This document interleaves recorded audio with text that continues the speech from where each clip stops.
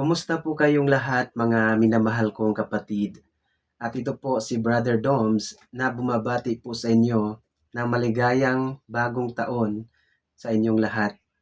Happy New Year and welcome to the year 2025. Isang bagong taon, isang panibagong hamon at isang panibagong pagkakataon na masumpungan po natin ang daan ng tunay na tagumpay sa ating buhay.